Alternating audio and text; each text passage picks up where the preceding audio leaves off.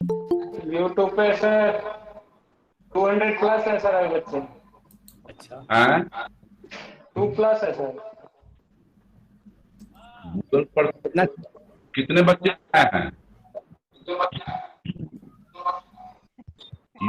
YouTube पर कितने बच्चे जुड़ गए हैं? अभी यूट्यूब पर बच्चे कम जुड़े हुए हैं सर, कम बच्चे जुड़े हुए हैं।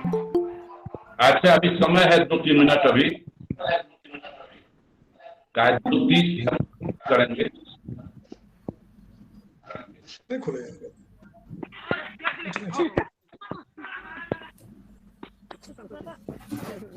चाप ला दीजिए। लो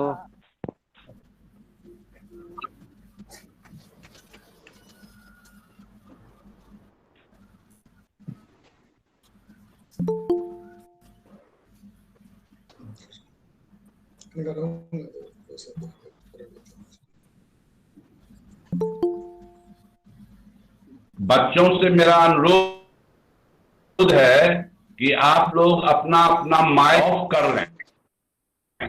इससे क्या होगा कि लेक्चर को बहुत आराम सुन पाएंगे। पिक्चर तो नहीं दिखाई पड़ रहे हैं कोई इसमें सर।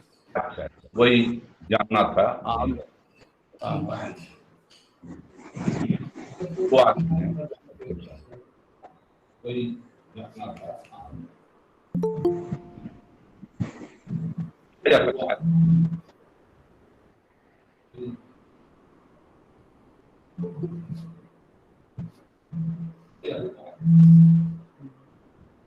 शुरू किया जा सकता है सर।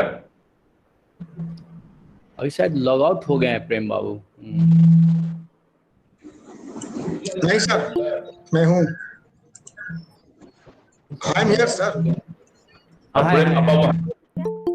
मैं हूँ सर। अच्छा, thank you sir. Sir class का पीडीएफ कहाँ मिलेगा? आपको जो ही मैम देंगी को भेज देंगी, ताकि सब पीडीएफ चला जाएगा।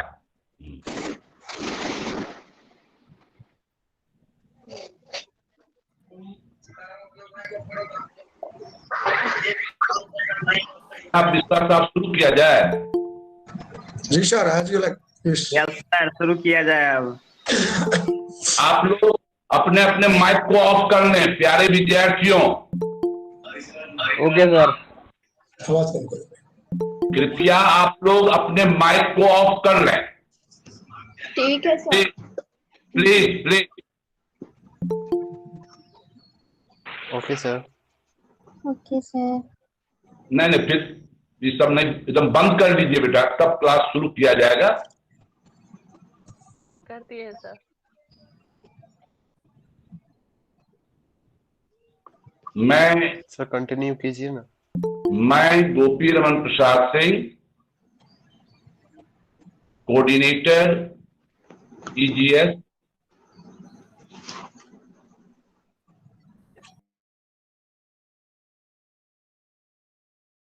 स्टडीज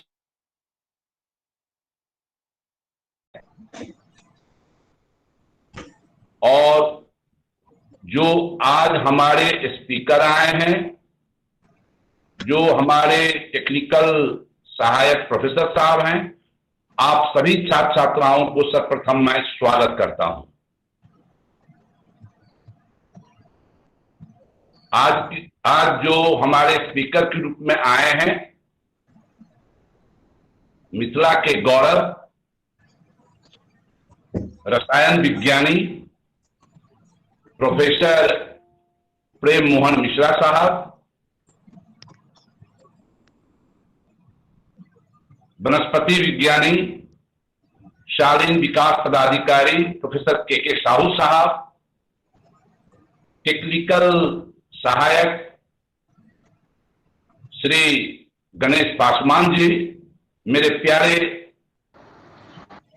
थर्ड ईयर के सभी विषयों के, सभी कॉलेजों के सम्मिलित छात्र छात्राएं, आज आपका 22 दिवसीय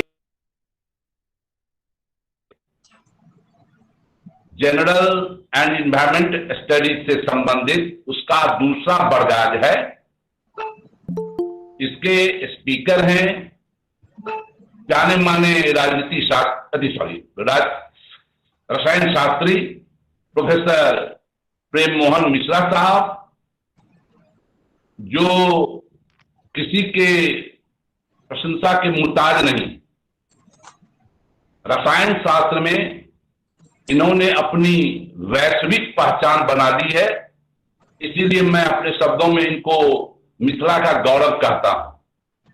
इन्होंने अपने लेखन से विश्व के स्तर पर रसायन शास्त्र की पहचान दी है, और सबसे महत्वपूर्ण बात, इनका विद्यार्थियों के प्रति समर्पण सराहनीय है। विगत 2 साल से ऑनलाइन क्लास लेने में इन्होंने महारथी हासिल की है और अपने ज्ञान को विद्यार्थियों तक पहुंचाया है। मैं आपको बच्चों बतला दूं, जब मैं इस वर्ष के सिलसिले में जो ही प्रोफेसर प्रेम मोहन मिश्रा साहब को फोन किया, तो उन्होंने सहर्ष स्वीकार किया कि हाँ सर, हम क्लास लेंगे। यह और उनको मैं विशेष रूप से धन्यवाद देता हूं। बड़ी सहर्ष रूप में उन्होंने इसको स्वीकार। सजेशन पर आपका 5वां यूनिट जो है उसको 3 खंडों में विभक्त किया गया। प्रथम खंड आपने कल प्रोदेसी मैम से सुना। आज इनका दूसरा टॉपिक जो है 5 यूनिट का दूसरा खंड आप सुनेंगे, scientific research in India and atomic energy. तो मुझे आशा है कि आप सभी छात्रगण इनके वर्ग से लाभान्वित होंगे। अब मैं मिश्रा साहब से अनुरोध करता हूं कि वो अपना वर्ग प्रारंभ कर सकते। धन्यवाद सर।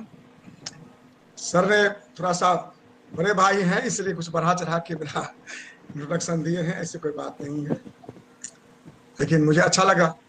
बड़े भाई अगर इतना आदर करते हैं तो अच्छा लगता है।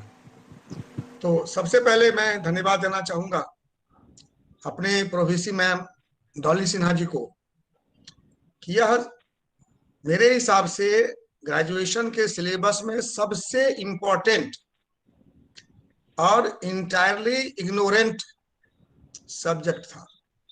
बहुत इंपॉर्टेंस है इसका। आपके परीक्षा के लिए जो इम्पोर्टेंट है वो तो है ही, इसके अलावे आप जो ग्रेजुएशन के बाद बहुत सारे बच्चे तैयारी करते हैं कॉम्पिटिशन्स की, उसमें जो जनरल साइंस से क्वेश्चन रहता है उसके लिए भी यह इम्पोर्टेंट है।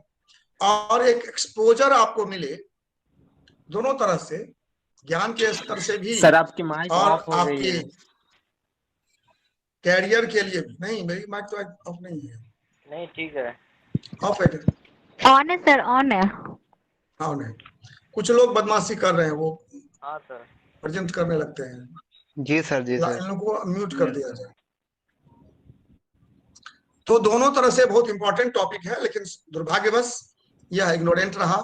हमारे डॉली मैम ने जो बहुत ही डायनामिक रही है टीचर प्रिंसिपल पटना यूनिवर्सिटी में, और यहाँ भी दिखा रही हैं कि उनकी क्या सोच है। उन्होंने ये भार दिया हमारे बड़े भाई गोपी बाबू को, और ये भी पीजी के टीचर हैं, पीजी में हैं, पीजी के हेड हैं, डीन हैं, बहुत काम है।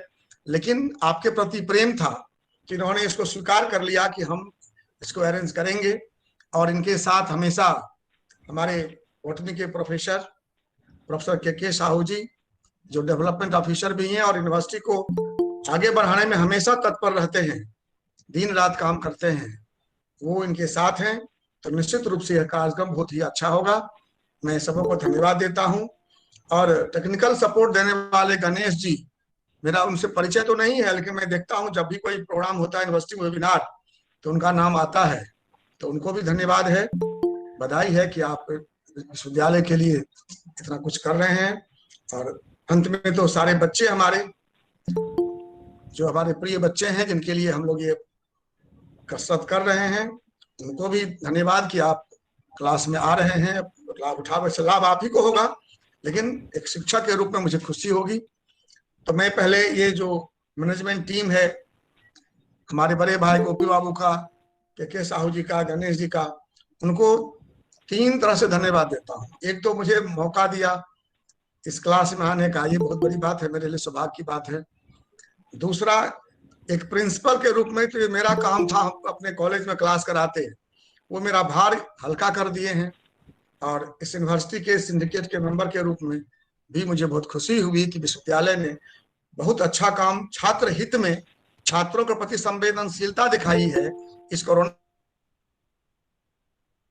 के पात्र। धन्यवाद। तो मैं अब चलूं बच्चों के पास। बच्चे लोग, आप सब जानते हैं कि हमारा जो टॉपिक है जनरल एंड एनवायरमेंटल स्टडीज का 5वां यूनिट से हम लोग स्टार्ट किए हैं, जो कि साइंस से स्टार्ट करना था।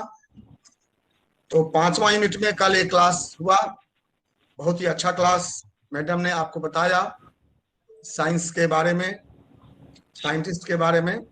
आज हमको जो टॉपिक मिला है उसमें 2 है, साइंटिफिक रिसर्च इन इंडिया और एटॉमिक एनर्जी। बात यह है कि ये जो टॉपिक है ये बहुत विशाल है और इस पर तो कई लेक्चर हो सकते हैं, लेकिन हम लोगों को, हमारे पास समय कम है। आप फॉर्म भर चुके, आपका एग्जाम होना है, तो हम लोग कम समय में जो मुख्य बातें हैं वो बताऊंगा। दूसरी बात है कि आपका एग्जाम ऑब्जेक्टिव होने वाला है, तो ऑब्जेक्टिव एग्जाम में बहुत डेलिब्रेट डिस्कशन की जरूरत भी नहीं है।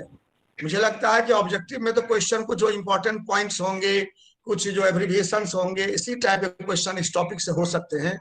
और जो मेन अचीवमेंट है इंडिया का, तो वो मैं उसको पॉइंट आउट करूंगा। लेकिन लोभ मेरे मन में ये है कि एक बार आपको साइंटिफिक रिसर्च इन इंडिया का एक ग्लिम्स, एक सिंहावलोकन करा दो। इससे 2 लाभ होंगे।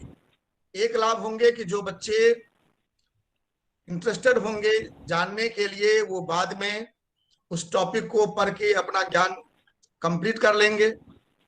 और जो बच्चे भी बीएससी में हैं या बीए बीकॉम में हैं, इसके बाद आप जब अपने लाइफ में आना चाहेंगे नौकरी के लिए, तो साइंस के फील्ड में कितनी संभावनाएं हैं ये मत समझिए कि जो बच्चे साइंस के हैं उन्हीं के लिए संभावना है। जो कॉमर्स के हैं, जो आर्ट्स के हैं, उन बच्चों को भी मैं बताऊंगा स्पेशली कि कहाँ कहाँ आपको नौकरी मिल सकती है। तो कैरियर बनाने की संभावना आपकी भी है। इसलिए मैं एक बार पूरा ग्लिम्स आपको दिखा देना चाहता हूँ शॉर्ट में, कम समय में। और फिर अगर आपको कोई बात होगी, मन में प्रश्न रहेगा, तो हमसे बात कर लेंगे, ठीक है? उसके लिए मैं हाजिर हूँ। तो मैं अभी आप प्रेजेंट करता हूँ, 1 मिनट रुक जाइए।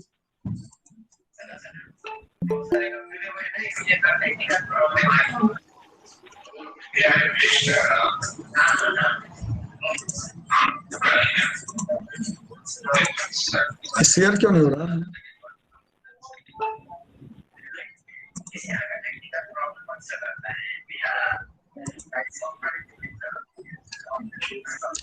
स्क्रीन दिख रहा है क्या आप लोग?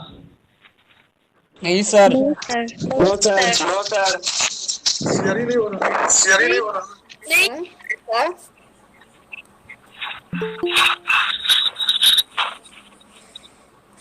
सर वहाँ पे 3 बात होगा, वहाँ पे हो जाएगा। तो दुर्गेश का दिख रहा, आपका नहीं दिख रहा।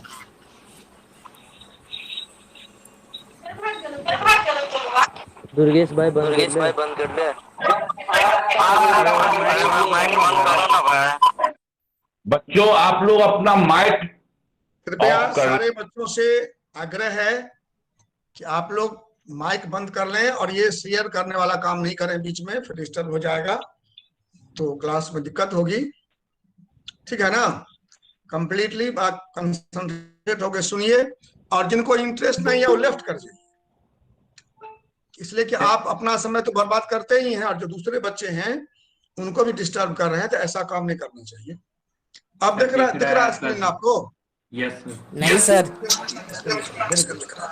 तो हमारा टॉपिक है, आप लोग में बोलिए, साइंटिफिक रिसर्च इन इंडिया में। एक जनरल कंसेप्ट है लोगों के मन में, खास हमारे बच्चों के मन में भी होगा, कि साइंस का विकास विदेशों में हुआ, डेवलप्ड कंट्री में हुआ, हम लोग साइंस में पीछे हैं।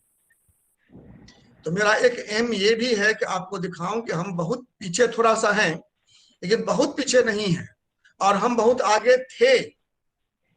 ऐसी परिस्थितियां बनी कि हम थोड़ा सा पीछे हुए। एंशिएंट इंडिया में जहां से एविडेंस उपलब्ध है, वहां से अगर हम लोग सिंहावलोकन करेंगे तो हम देखेंगे कि साइंस के फील्ड में हम लोग बहुत आगे थे। लेकिन आप जानते ही हैं, भारत को लोग सोने की चिड़िया समझते थे। यहाँ कई बार आक्रमण हुए, बहुत से विदेशी आए, तो वो कुछ ज्ञान ले गए, कुछ को नष्ट कर गए। आप तो इतिहास में मालूम होगा आपको, नालंदा यूनिवर्सिटी इसमें बिहार में था, तक्षशिला यूनिवर्सिटी, विक्रमशिला यूनिवर्सिटी, जिसको तहस नहस कर दिया गया, जला दिया गया, या यहाँ जो डॉक्यूमेंट था उसको ले गए और उसी को दूसरी भाषा में ट्रांसलेट करके फिर हमारे पास लाए। हम समझते हैं वो ज्ञान विदेशों से आया है, ऐसा लेकिन है नहीं। तो पहला टॉपिक हम देखते हैं, history of science in India. Science research ancient India में कैसा था। जैसा मैंने कहा कि एंशिएंट इंडिया का बहुत पहले से तो बहुत सा दस्तावेज नहीं है, लेकिन सिंधु घाटी सभ्यता, इंडस वैली सिविलाइजेशन, जो आज लगभग 9000 साल पुराना है, उस समय से कुछ एविडेंस हम लोगों को मिला है। जब खुदाई हुआ हड़प्पा और मोहनजोदड़ो में, तो वहां जो अवशेष मिले हैं वो उस समय के विज्ञान की गाथा गा रहे हैं। वैदिक पीरियड में अगर देखा जाए, ऋग्वेद में, यजुर्वेद में बहुत सारे साइंटिफिक डिस्कवरीज के रिजल्ट हैं। प्रकाश का वेग, पृथ्वी की गति, ये सब कुछ आप देखेंगे। अगर आपको इंटरेस्ट होगा तो आप उसको पढ़िएगा। ये सब हमारे भारत में उस समय के लोगों को मालूम था। उसके बाद सभ्यता का विकास जैसे होता गया, कई फेजेज आए, फिर हम मुगल साम्राज्य के बीच पड़े, फिर हम अंग्रेजों के गुलाम हुए, और 1947 में सब लोग जानते हैं हम आजाद हुए हैं। तो अभी रिपब्लिक इंडिया में हम जी रहे हैं। लेकिन हर समय में, प्राचीन समय में भी और अब मॉडर्न समय में भी, साइंस में इंडिया ने अच्छा एक्सेल किया। एंशिएंट इंडिया में जो साइंस था वो मेनली आर्किटेक्चर। मैंने ऐसे अभी कहा कि मोहनजोदड़ो और हड़प्पा के खुदाई में जो भग्नावशेष मिले हैं वो दिखा रहे हैं कि आर्किटेक्चर पर कितना विकसित था। एस्ट्रोनॉमी के क्षेत्र में अभी तो बहुत बड़े बड़े इंस्ट्रूमेंट हमारे पास हैं। उस जमाने में पृथ्वी पर बैठे बैठे हमारे, जिनको हम लोग ऋषि कहते थे, आजकल वैज्ञानिक कहते हैं, उनको हम लोग पहले महर्षि कहते थे। उन महर्षियों ने सूर्य के बारे में, चांद के बारे में, मंगल के बारे में, बृहस्पति के बारे में बहुत सारी बातें यहाँ बैठे बैठे बताई। कार्टोग्राफी, लॉजिक्स फिलॉसफी कहते हैं, और मैथमेटिक्स का तो गढ़ भारत ही है। जो आजकल अंग्रेजी नाम से हम लोग पढ़ते हैं, वो सारा ज्ञान भारत में, एंशिएंट इंडिया में सब था। हम एक बार थोड़ा सा हल्का दिखाएंगे आपको, हम आगे बढ़ जाएंगे। लेकिन आपको अगर इंटरेस्ट होगा तो परीक्षा देने के बाद या अभी भी लीजर टाइम में, जब आपको कुछ ऐसा हो कि समय नहीं है, कुछ ऐसा काम करना है, तो आप उसको पढ़ सकते हैं रिलैक्स करने के लिए। ये देखिए टाउन प्लानिंग दिखा रहा है यहाँ, ये हड़प्पा संस्कृति की खुदाई में मिला है। आप देख सकते हैं कि इसमें बेक्ड ब्रिक्स का उपयोग हुआ है, पके हुए ईंट का। इसका मतलब उस समय चिमनी का कंसेप्ट था। और ये देखिए स्ट्रक्चर कितना स्क्वायर, कितना सुंदर बना हुआ है, एकदम लाइन सीधा सीधा सीधा है। और कुछ भी ये दिखा रहा है कि साइंस कितना डेवलप है। ये ना पड़ता है ऊपर जाके। प्रेजेंटेशन पिन करने से दिखेगा। प्रेजेंटेशन पिन करो जाके, सर का सेकंड नाम है वहाँ पे नीचे में केमिस्ट्री करके, मैं गणेश उसमें बोल रहा हूँ, प्रेजेंटेशन आप पिन कंटिन्यू करो। करिए, आपको स्लाइड दिख रहा है और बच्चों जिनको नहीं दिख रहा आप दिख रहा यूट्यूब है पर सर। देख सकते हैं डायरेक्टली। सर आप क्लास कंटिन्यू रखें सर, वो स्लाइड अच्छा चल रहा है। चल रहा। अच्छा चल रहा है। तो ये फ्लश टॉयलेट कंसेप्ट पहले था, स्टेप वेल कंसेप्ट था, ये सब एंशिएंट इंडिया में आज से 9000 साल पहले था।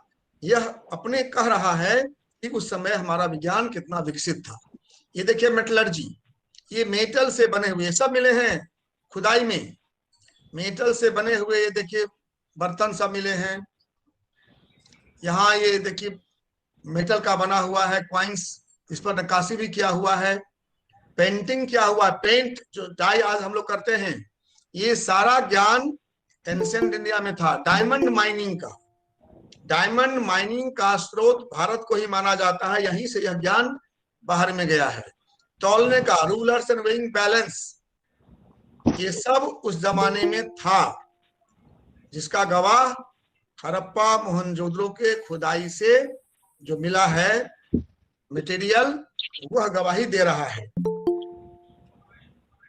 ये क्रूसिबल स्टील, लोहे पर जंग लग जाता है, आप जानते हैं।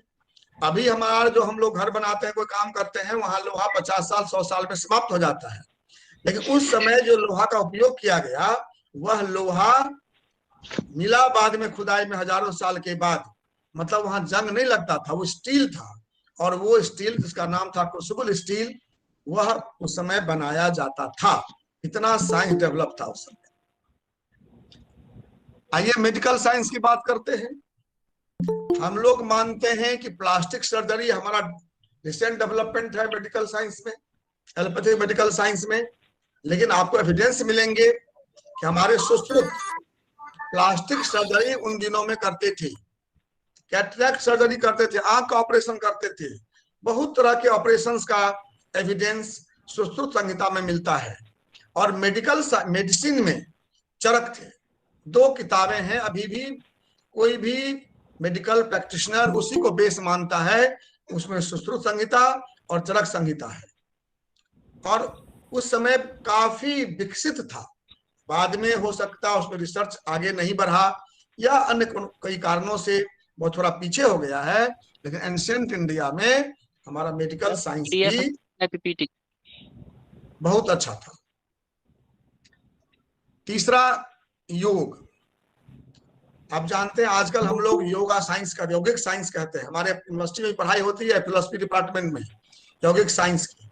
तो यौगिक साइंस 100% इंडिया का दिया हुआ है। ये भी एक टाइप का मेडिकल साइंस ही है। पतंजलि को हम लोग मानते हैं योग गुरु, उन्होंने योग सूत्र लिखा, अभी भी है। योग सूत्र नाम की किताब अभी उपलब्ध है, जिसमें बहुत सारे योग के जो आसन हैं उसका वर्णन है, उससे क्या लाभ होने वाला है, वो सब आपको मिल जाएगा। अब हम आते हैं उसके बाद की पीरियड में, मैथमेटिक्स में बौधायन सुलभ सूत्र। शायद आपने जो मैथ के लोग हैं सुने होंगे। आजकल हमारे विद्यार्थी पाइथागोरस थ्योरम पढ़ते हैं, बहुत फेमस है, क्लास 10 से लगता है पढ़ाई होती है और बहुत दिन तक पढ़ते रहते हैं। पाइथागोरस थ्योरम का ज्ञान बौधायन के सुलभ सूत्र में है। अलजेब्रा के हिसाब से भी और ज्योमेट्री के हिसाब से भी उसका प्रूफ भी दिया हुआ है। तो ये अभी पाइथागोरस थ्योरम के नाम से हमारे पास आया है, लेकिन पहले बौधायन सुलभ सूत्र में यह ज्ञान आपको मिल जाएगा। एटम के बारे में 10th क्लास से ही बच्चे पढ़ते हैं, डाल्टन्स एटॉमिक थ्योरी। हम लोग ये मानते हैं कि एटॉमिक थ्योरी डाल्टन ने दिया था, उसी ने कंसेप्ट दिया आज से 200 साल पहले कि दुनिया में जो कुछ पदार्थ है वो एटम से बना हुआ है। लेकिन ईसा से 600 वर्ष पहले कनाद नाम के मुनि ने, आज जिसको वैज्ञानिक कहते हैं उसी को हम लोग मुनि महर्षि कहते हैं, उन्होंने एटम का कंसेप्ट दिया था कि मैटर का स्मॉलेस्ट पार्टिकल एटम है, उसको परमाणु कहा गया। और जैन आजीविका कार्बका स्कूल ऑफ एटमिज्म चल रहा था उस समय 400 BC में, ईसा से 400 साल पहले उन्होंने इसको प्रचारित किया पूरी दुनिया में कि दुनिया में जो पदार्थ है वह छोटे छोटे कणों से बना हुआ है, जिसको हम लोग एटम कहते हैं। वाराहमिहिर का नाम शायद आप सुने होंगे। अभी हम लोग मानते हैं कि न्यूटन ने दिया थ्योरी ऑफ ग्रेविटी, पेड़ से दिखा फल गिर रहा है तो उन्होंने सोचा और दे दिया। लेकिन बंधुगण, वाराहमिहिर ने एंशिएंट इंडिया में ही ग्रेविटी का थ्योरी दिया था। अभी मंगलयान से हम जाते हैं पता लगाने मंगल पर पानी है कि नहीं। वाराहमिहिर ने प्रेडिक्ट किया था कि मार्स पर पानी है, और जिस पास्कल ट्रायंगल को मैथ वाले बच्चे पढ़ते हैं वह पास्कल ट्रायंगल भी वाराहमिहिर का दिया हुआ था। वो एस्ट्रोलॉजर थे, एस्ट्रोनॉमर थे, पॉलीमैथ थे, मतलब बहुत सारे विषयों के। और पहले ऐसा ही होता था। ये जो डिवीजन हमारा सब्जेक्ट का हो गया फिजिक्स, केमिस्ट्री, बायोलॉजी, ऐसा नहीं था। आपको अभी भी कुछ लोग मिलेंगे और पहले बहुत थे, एस्ट्रोनॉमी भी जानते थे, फिजिक्स भी जानते थे, केमिस्ट्री भी जानते थे, मैथ भी जानते थे। सबसे इंपॉर्टेंट नाम ये आर्यभट्ट का है। इस आर्यभट्ट ने अपने नालंदा यूनिवर्सिटी से ही ज्ञान प्राप्त किया था। और जो अभी हम लोग ट्रिग्नोमेट्री पढ़ते हैं, त्रिकोणमिति, अलजेब्रा पढ़ते हैं, जो जीरो कंसेप्ट है, वह सब आर्यभट्ट का ही दिया हुआ है। जो नंबर सिस्टम लिखते हैं हम लोग, जैसे यहाँ लिखा हुआ 499 में जो पहला 9 है वो केवल 9 है, और उसके बाद दूसरा 9 क्या हो जाता है 90, और तीसरा 9 क्या हो जाता है 400, पता है ना। ये देखिए आर्यभट्ट के आर्यभट्टियम में लिखा हुआ है स्थानम स्थानम दशम गुणम। उन्होंने कहा कि जैसे बाएं जाएंगे एक स्थान वह 10 गुना हो जाएगा। मतलब किसी भी नंबर में जो पहला डिजिट है वह यूनिटरी है, दूसरा उससे 10 गुना ज्यादा, तीसरा 100 गुना ज्यादा। जैसे 499 में 9 केवल 9 है, लेकिन दूसरा जो 9 है वो 10 गुना ज्यादा मतलब 90 है, और तीसरा जो है 4 वो उससे 10 गुना मतलब 100 गुना हो, 400 हो गया। यह ज्ञान आर्यभट्ट ने दिया था। और बहुत सारा ब्रह्मांड के बारे में बताया उन्होंने। मैं यहाँ उतना, मेरे पास समय भी नहीं है और आपको जरूरी भी नहीं है, इसलिए मैं उतना विस्तार से नहीं बताऊंगा। एक आपको आइडिया दिया कि आपको इंटरेस्ट हो तो आप पढ़िएगा। ब्रह्मगुप्त का बहुत बड़ा नाम है। हाँ, एक बात मैं कहना भूल गया था। मैंने जो ये ट्रांसपेरेंसी में लिखा है, ये जो आपके पास स्लाइड दिख रहा है, उसमें जो रेड है इसका मतलब वो आपके परीक्षा के लिए इंपॉर्टेंट ज्यादा है। जितना रेड मिलेगा उसको आप नोट कर लीजिए। वो क्वेश्चन आ सकता है, जो कि वो बहुत इंपॉर्टेंट पॉइंट है, खास बात है। जो ब्लू है वह उस साइंटिस्ट का अपना जो अचीवमेंट है वो है, और बाकी जो बातें हैं वो ब्लैक है। ठीक है। तो ब्रह्मगुप्त को गणक चक्र चूड़ामणि की उपाधि मिली हुई थी। तो ये क्वेश्चन हो सकता है कि ब्रह्मगुप्त को कौन सा उपाधि मिली थी, 4 ऑप्शन रहेगा, या गणक चक्र चूड़ामणि किसको कहा गया था, 4 गो नाम रहेगा। इस टाइप का पॉइंट आई होप ये रहना चाहिए। ठीक है। चलिए, वृहंका नंबर बहुत इंपॉर्टेंट है। छंद सूत्र में पहले के लोग, जैसे हम लोग लिखते हैं स्टेटमेंट ना, वो पोएटिक ढंग से लिखते थे। तो छंद सूत्र भी ऐसे ही था, पोएटिक था, पिंगला का दिया हुआ, जिसमें वृहंका नंबर की बात है। इसको बाद में गोपाला ने आगे बढ़ाया, हेमचंद्र ने बढ़ाया। आजकल हम लोग जो कंप्यूटर प्रोग्रामिंग करते हैं उसमें फाइबोनेसी सीक्वेंस का उपयोग करते हैं। ये फाइबोनेसी सीक्वेंस वृहंका नंबर है। आप डिटेल जब पढ़िएगा ना तो वहां देख कैसे प्रोग्रामिंग कर सकते हैं, कितने ढंग से परम्यूटेशन कॉम्बिनेशन की बात करते हैं आप, वो परम्यूटेशन कॉम्बिनेशन का ज्ञान वृहंका ने भारत को दिया। सूर्य सिद्धांत नाम की एक पोथी है। सूर्य सिद्धांत में ईसा से 700 वर्ष पहले कहा गया था कि अर्थ को सन के चारों ओर घूमने में 365.25 दिन समय लगते हैं। आप जानते हैं आज मॉडर्न साइंस ने कहा था कि 365 दिन के साल होते हैं, जिसमें एक राउंड लगाता है ना। तो ये ज्ञान देखिए 2700 वर्ष पहले हमारे भारत में था, जो सूर्य सिद्धांत में लिखा हुआ है। ये कोई मौखिक बात नहीं है। और इसी सूर्य सिद्धांत में जितने भी प्लैनेट्स हैं, बहुत सारे प्लैनेट्स का, बहुत सारे कॉन्स्टलेशंस का, ऑर्बिट का कैलकुलेशन किया गया, उनका मोशन का कैलकुलेशन किया गया। इसका सूत्र उसमें दिया हुआ है, जहां आप घर बैठे कर सकते। अगला नाम नागार्जुन का शायद आप सुने होंगे, अल्केमिस्ट कहते हैं हम लोग। पुराने जमाने में जो केमिस्ट्री में काम करते थे, केमिस्ट्री में रिसर्च करते थे, उनको अल्केमिस्ट कहते थे। बहुत बड़े अल्केमिस्ट थे नागार्जुन।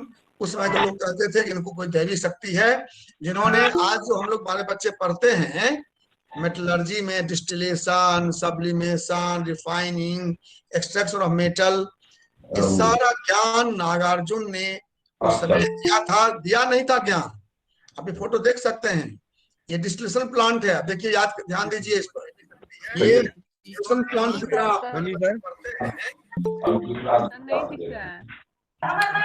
सर ये फोटो सब क्या ज्ञान दिख रहा है? को था उस समय। नहीं दिख ये इम्पोर्टेंट है।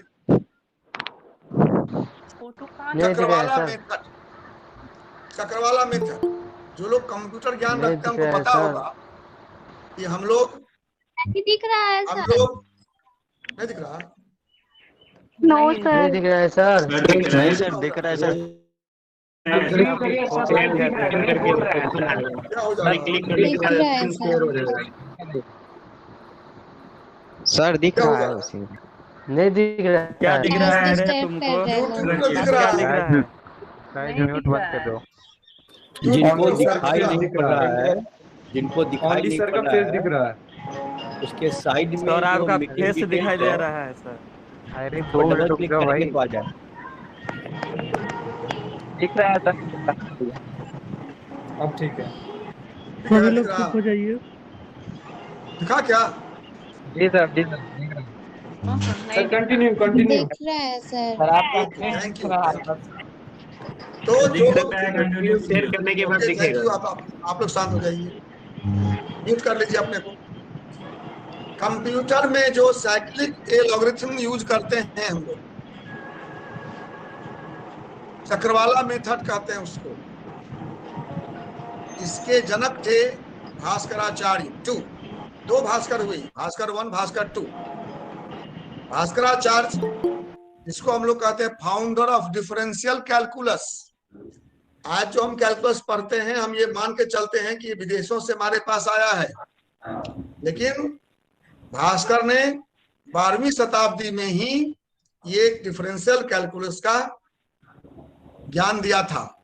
इसलिए हम लोग कहते हैं लाल है, इसका मतलब आपसे क्वेश्चन हो सकता है कि who is known as founder of differential calculus, ठीक है, या भास्कराचार्य 2, और उसको रहेगा ऑप्शन कि क्या डिस्कवर किए थे। अभी हम लोग, हमारे बच्चे जो साइंस पढ़ने वाले हैं, पेल्स इक्वेशन पढ़ते हैं, फर्मेट्स प्रिंसिपल पढ़ते हैं, यूलर थ्योरम पढ़ते हैं, ये सारा ज्ञान भास्कर के समय में था। भास्कर के किताब में जो महाभाष्यकर है, लघु भाष्यक्रिया है, इस सब में आपको ये सब प्रिंसिपल देखेंगे तो मिल जाएगा। भास्कर 1 7वीं सेंचुरी में हुए थे, भास्कर 2 से पहले। आप देखिए कि उन्होंने डेसिमल सिस्टम का ज्ञान दिया, साइन फंक्शन का ज्ञान दिया, जीरो को सर्किल लिखना उन्होंने सिखाया, और बहुत सारे मैथमेटिक्स और एस्ट्रोनॉमी का ज्ञान जो अभी हमारे पास है, वह भास्कर 1 ने अपनी जो 2 किताबें हैं उनकी, महाभाष्यक्रिया और लघु भाष्यक्रिया, उसमें है, अभी हमारे पास उपलब्ध है। किसी किसी लाइब्रेरी में वह बुक आपको मिल जाएगा। Sir founder of differential calculus Bhaskar 2 थे। भास्कर 2 है जी। और ये देखिए, अब मैथमेटिकल एनालिसिस, ये सब ज्ञान हमारे पास है कि अभी हम लोग बाहर से लाए हैं, लेकिन माधव ऑफ संगम ग्राम के माधव, जो इंडियन मैथमेटिशियन थे, उन्होंने मैथमेटिकल एनालिसिस का ज्ञान दिया था। उन्होंने ट्रिग्नोमेट्री में पावर सीरीज एक्सपेंशन जो पढ़ते हैं हम लोग जो आज कल टेंजेंट, साइन, कोसाइन पढ़ते हैं, पाई का इनफाइनाइट सीरीज का समेशन फार्मूला पढ़ते हैं, ये सब माधव ऑफ संगम ग्राम के समय में जानकारी थी। कैलकुलस के डेवलपमेंट में भी उन्होंने बहुत सा योगदान किया था, और सबसे बड़ा काम उन्होंने किया था, Kerala school of astronomy and mathematics की स्थापना की थी। अभी भी केरला स्कूल ऑफ एस्ट्रोनॉमी और मैथमेटिक्स का योगदान मिलता है। बहुत बड़ा काम वहां हो रहा था मैथमेटिक्स के विकास में, और इसकी स्थापना की थी माधव ने। इनको हम लोग बोलते हैं फाउंडर ऑफ मैथमेटिकल एनालिसिस। ठीक है, मैं सीधे इतना ही बोलता जाता हूँ इम्पोर्टेंट पॉइंट। इम्पोर्टेंट शैम्पू तो यूज करते हैं, मॉडर्न में आ गए अब शैम्पू तो उपयोग करते हैं आप लोग। हम लोग अभी ब्रांडेड शैम्पू बाहर से मंगाते हैं, जबकि एंशिएंट इंडिया में हर्ब से, डिफरेंट हर्ब से बना हुआ शैम्पू मिलता था, और बहुत सारा कुछ मिलते थे, हम आगे आपको दिखाएंगे। लेकिन एक इंपॉर्टेंट बात यह है, आज क्या रॉकेट, से आप यू कैनॉट इमेजिन कि रॉकेट हमारे इंडिया में पहले बना था। मैसूर के राजा थे टीपू सुल्तान, उनके पास रॉकेट था, जिस रॉकेट से उन्होंने एक बार अंग्रेजों को हराया भी था। बाद में फिर अंग्रेज उन्हीं के रॉकेट से ज्ञान लेकर रॉकेट बनाए, और बाद में वो हार गए। लेकिन रॉकेट साइंस हमारे इंडिया में 18वीं शताब्दी में था, और टीपू सुल्तान के पास था। ठीक है, माइक्रोवेव कम्युनिकेशन, आज जिसका आप लोग लाभ उठा रहे हैं, टेलीफोन, मोबाइल, कंप्यूटर, इंटरनेट, ये सब माइक्रोवेव कम्युनिकेशन का कमाल है। हम लोग किताबें पढ़ते हैं कि मार्कोनी ने डिस्कवरी किया था इसको।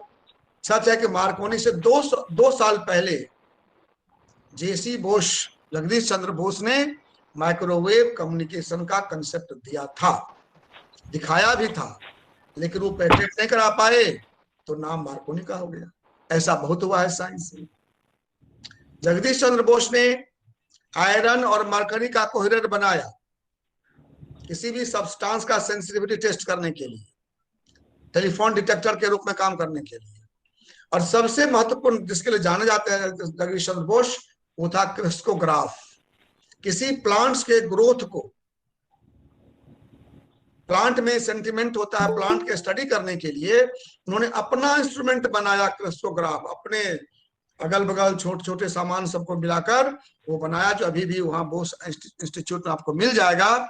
उसने खुद इंस्ट्रूमेंट बनाकर प्रयोग किया और दुनिया को दिखाया, जैसे हमारे पास संवेदनाएं हैं, स्टिमुली हैं, वैसे ही प्लांट के पास भी है। बल्कि बाद में तो दिखाया कि वो जो निर्जीव पदार्थ है, जो पत्थर है, मेटल है, उसके पास भी है। डिटेल आपको मिलेगा। ये 3 इंपॉर्टेंट डिस्कवरीज हुए इंडिया में जेसी बोस के द्वारा। Bengal Chemicals and Pharmaceuticals Limited, पुराने जमाने, पुराना मतलब ये ब्रिटिश इंडिया की बात मैं कर रहा हूँ। ब्रिटिश इंडिया में हमारे पास कोई इंडस्ट्री नहीं था, हमारे पास ज्ञान भी था, अगर साइंटिफिक नॉलेज, हम उसका उपयोग नहीं कर पा रहे थे।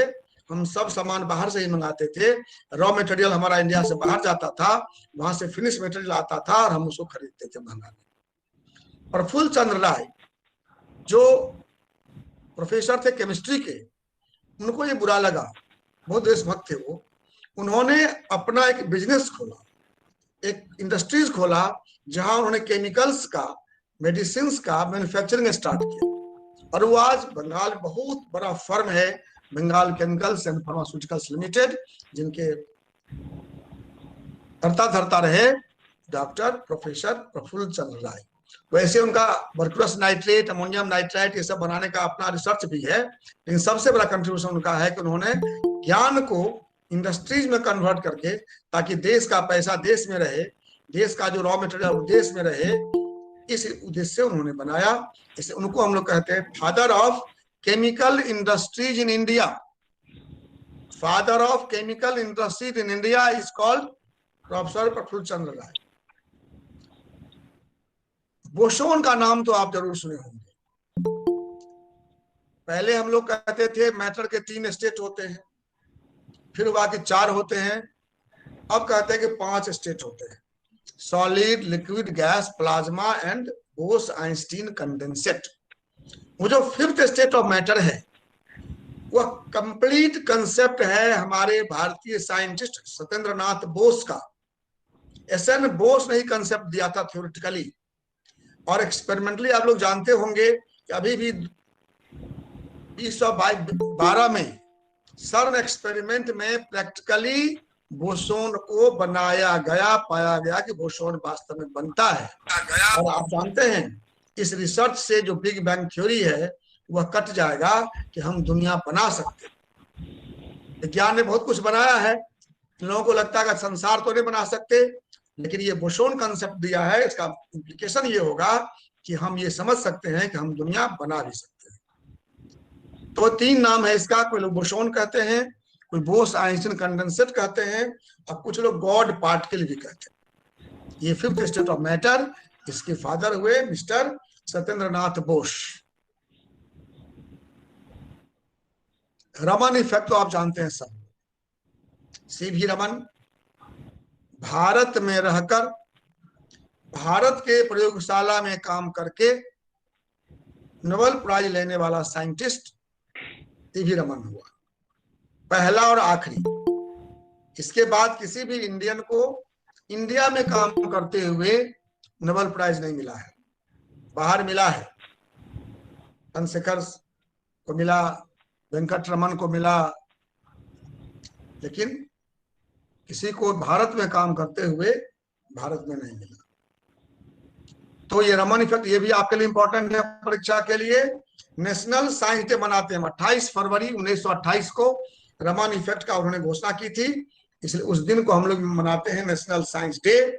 और नोबेल प्राइज मिला इनको 1930 में। तो ये 3 क्वेश्चन इसमें आ सकते हैं सीवी रमन के कंसर्न कि नेशनल साइंस डे कब मनाते हैं, किस इंडियन को साइंस नोबेल प्राइज मिला, और रमन इफेक्ट की। होमी जहांगीर भाभा, इनका भी नाम शायद सुने होंगे आप। Bhabha scattering, electron positron scattering bore के साथ, जो लोग एटॉमिक स्ट्रक्चर पढ़े हैं 10th में तो पढ़े ही होंगे, तो नील्स बोर का नाम सुने होंगे, जिन्होंने एटॉमिक मॉडल दिया था डाल्टन के बाद, रदरफोर्ड के बाद। बोर के साथ काम करते हुए भाभा ने इलेक्ट्रॉन पॉजिट्रॉन स्कैटरिंग की आविष्कार की थी, तो उसका नाम जानते हैं हम लोग, भाभा स्कैटरिंग कहते हैं। और इनको हम लोग father of India's nuclear power programme कहेंगे। अभी हम लोग पढ़ेंगे आगे एटॉमिक एनर्जी, तो देखेंगे कि इंडिया में कैसे डेवलपमेंट हुआ न्यूक्लियर पावर का। उसके जनक थे होमी जहांगीर भाभा। एटॉमिक रिएक्टर तो इंडिया में अप्सरा है, साइरस है, जर्लिना है, इस सब के प्रेरणा स्रोत भाभा ही हैं। इन्होंने Tata institute of fundamental research TIFR की स्थापना की। एटॉमिक एनर्जी कमीशन बनाने में, भाभा एटॉमिक रिसर्च सेंटर बनाने में इनका बहुत बड़ा योगदान रहा। और जो भी अभी हम लोग फल खा रहे हैं न्यूक्लियर पावर का, बिजली बना रहे हैं, बम बना रहे हैं, उस सब के पीछे जो माइंड था वो था मिस्टर होमी जहांगीर भाभा का। सर फिर से एक बार नाम लीजिए। Homi Jahangir Bhabha. Thank you sir. Ramanujan number बहुत फेमस है 1729, और उनके जन्मदिन 22 दिसंबर को हम लोग नेशनल मैथमेटिक्स डे मनाते हैं। नेशनल मैथमेटिक्स डे 22 दिसंबर, ये जन्मदिन है मिस्टर रामानुजन का। रामानुजन अतुल्य गणितज्ञ थे, अतुल्य, नॉन कंपेरेबल। अभी तक दुनिया में उस जोड़ा का कोई मैथमेटिशियन नहीं हुआ, जबकि बहुत अच्छी उनकी पढ़ाई नहीं हुई थी इंडिया में, लेकिन उनका दिमाग ही इतना तेज था। ये 1729 को रामानुजन नंबर कहा जाता है। उन्होंने लगभग 4000 एक नोटबुक दे गए, इसमें लगभग 4000 रिजल्ट थे मैथमेटिकल, जिस पर अभी तक रिसर्च चल रहा है। दर्जनों किताबें लिखी गई कि अभी तक खत्म नहीं हुआ। इतने बड़े मैथमेटिक्स के विद्वान हमारे भारत में के ही थे 19वीं शताब्दी में। एडिनोसिन ट्राइफॉस्फेट सेल के एनर्जी सोर्स के रूप में यूज किया जाता है। और मेथोट्रेक्सेट नाम का कैंसर का दवाई, इसका आविष्कार किया मिस्टर यल्ला प्रागदा सुब्बाराव ने भारत में रहकर। अभयंकर जंक्चर, अभयंकर लेमा, अभयंकर मोह थ्योरम, ये दिया श्री राम शंकर अभयंकर ने। बासु थ्योरम स्टैटिस्टिक्स में दिया गया देवव्रत बासु के द्वारा। और कालाजार, और कालाजार के बाद विशाल जी वीडियो आप बंद कीजिए। इफेक्ट के लिए जो दवा बनी यूरियास्टिबामीन या एंटीमोनियल कंपाउंड है ये, इसको बनाया मिस्टर उपेंद्र नाथ ब्रह्मचारी ने। मतलब मैं सब इंपॉर्टेंट नाम बोल रहा हूं उनका, उनके और भी बहुत सारे काम हैं, आपको अगर इंटरेस्ट होगा तो उनके बारे में पढ़ लेंगे। मैं उनका जो मोस्ट इंपॉर्टेंट अचीवमेंट है उसी को बता रहा हूं। साहा आयनाइजेशन इक्वेशन, ये भी एक माइलस्टोन है। साहा पृथ्वी पर रहकर, कोई सैटेलाइट उस समय नहीं था, उन्होंने स्टेलर एटमॉस्फेयर के फिजिकल कंडीशंस को रिलेट किया टेम्परेचर से, स्टार्स के स्पेक्ट्रम की जानकारी उन्होंने दी, और जो बाद में जब हमारा सैटेलाइट गया है उसके बाद लोगों ने वेरीफाई किया तो वो सही साबित हुआ। तो एस्ट्रोफिजिसिस्ट के रूप में बहुत सारे टॉपिक पर काम किया। ये नीचे आपका हम लिस्ट दे दिए हैं, आपको जरूरत होगी तो आप देख लीजिएगा। वो थे मिस्टर मेघनाथ साहा, हमारे इंडियन साइंटिस्ट, और ये थे 20वीं सेंचुरी में। Father of Indian statistics, statistics तो जानते हैं आज सारा खेल उसी पर चल रहा है। सर्वे, कोई बात होती है तो सुनते हैं ना कि सर्वे का रिपोर्ट आया है, इलेक्शन होता है तो इलेक्शन के बाद आता है सर्वे किया गया किसी चैनल के द्वारा कि कौन पार्टी जीतने वाली है। तो ये सैंपल सर्वे का जो विकास भारत में हुआ, वो उस आदमी का नाम था प्रशांत चंद्र महालनोबिस। उनका फेमस है डी स्क्वायर स्टैटिस्टिक्स, जिसको हम लोग कहते हैं महालनोबिस डिस्टेंस। इन्होंने अपना जो सर्च किया वो तो किया ही, इंडियन स्टैटिस्टिकल इंस्टीट्यूट ISI की स्थापना कलकत्ता में की, अब उसके बहुत से ब्रांच पूरे भारत में हो गए हैं।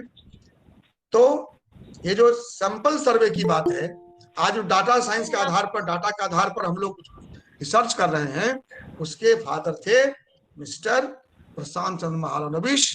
और उन्हीं के जन्म दिवस के अवसर पर हम लोग 29 जून को मनाते हैं नेशनल स्टैटिस्टिक्स डे। 29 जून को national statistics day in honour of mister Prashanta Chandra Mahalanobis. Ray Chaudhuri equation, ये जो पेरिरोज हॉकिंग सिंगुलरिटी थ्योरम है जनरल रिलेटिविटी का, एक है आइंस्टीन का, एक ये पेरिरोज हॉकिंग का है। इसका जो की पॉइंट था वो भारत में दिया था मिस्टर अमल कुमार राय चौधरी ने 1954 में। और कंप्यूटर में जो हम लोग USB यूज करते हैं, AGP यूज करते हैं, यह भी भारतीय देन है मिस्टर अजय P भट्ट का। J#, ये प्रोग्रामिंग लैंग्वेज है जिसका डिस्कवरी हुआ हमारे इंडिया में ही, हैदराबाद में। और Kojo programming language Lalit Pant ने बनाया देहरादून में, भारत में। मतलब मॉडर्न अभी जो कंप्यूटर साइंस है उसमें भी भारत का बढ़िया योगदान है।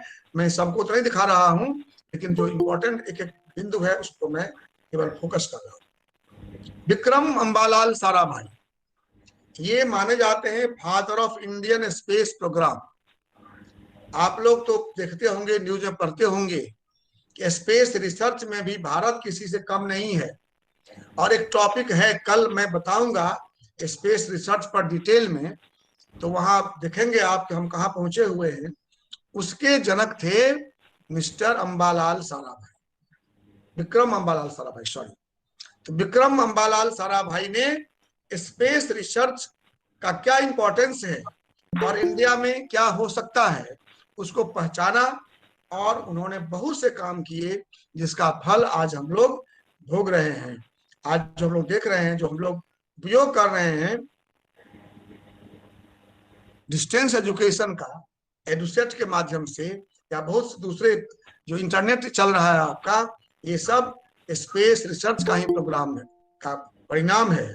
और इसके दाता हैं हमारे विक्रम अंबालाल साराभाई, इसे उनको हम लोग बोलते हैं father of Indian space programme.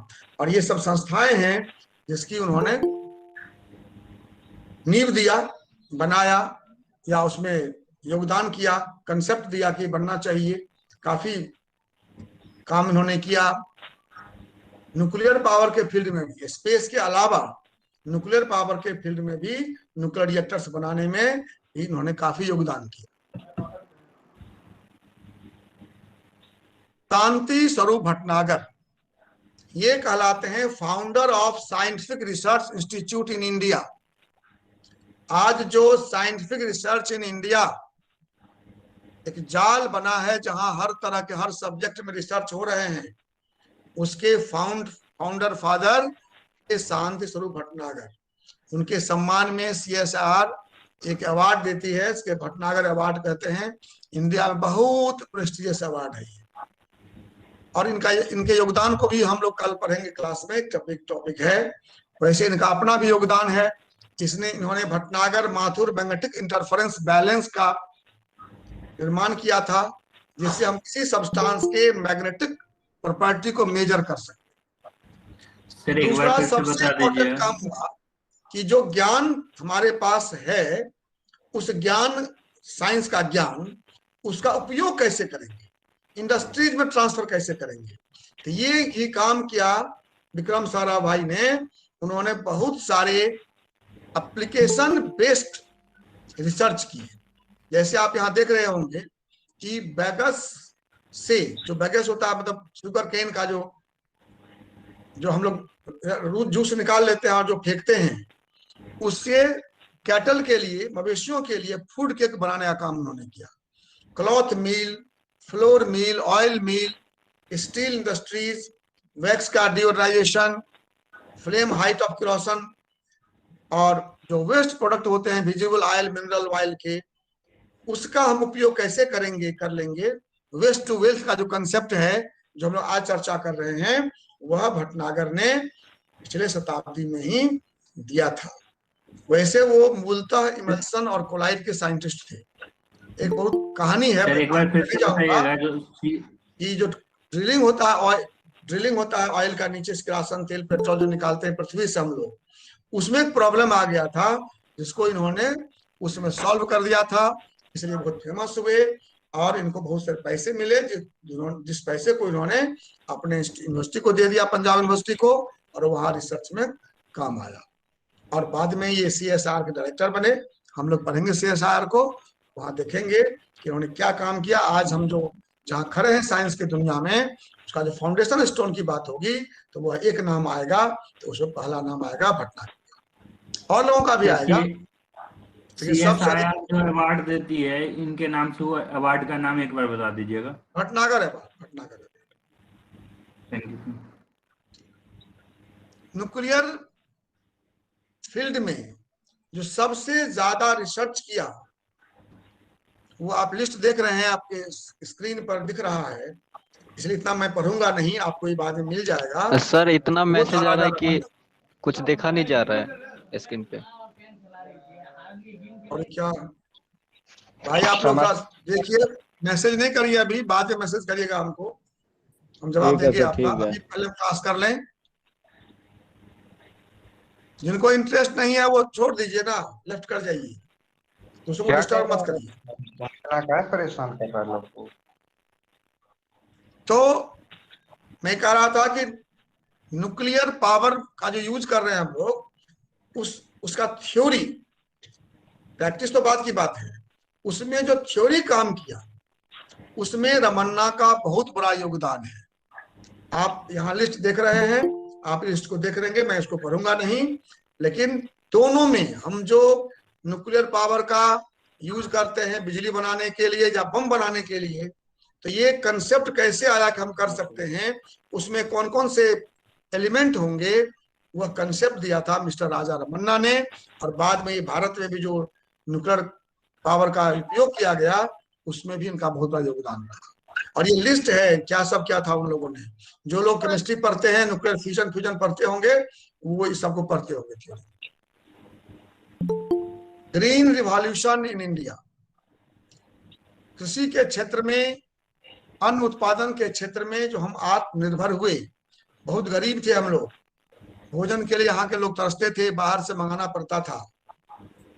वो जो ग्रीन रिवॉल्यूशन किया, उसका नाम था MS स्वामीनाथन।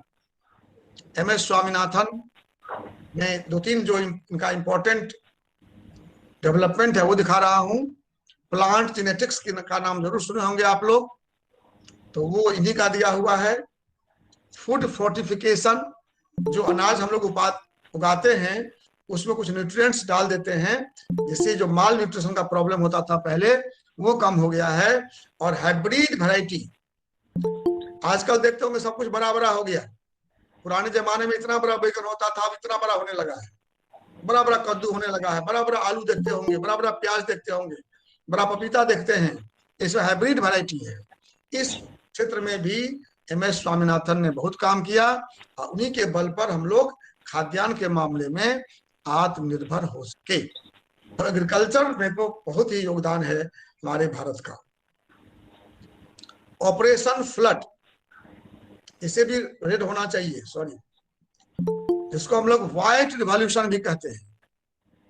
दूध, आपके फोरफादर दादाजी हैं, उनसे पूछेगा, पहले दूध का बहुत अभाव था, अब काफी मात्रा में दूध भारत में मिलता है हम लोगों को। वो व्हाइट रिवॉल्यूशन किया मिस्टर डॉक्टर वर्गीस कुरियन ने। कुरियन बहुत फेमस नाम है, इसलिए इन्होंने हम लोग बोलते हैं father of white revolution in India.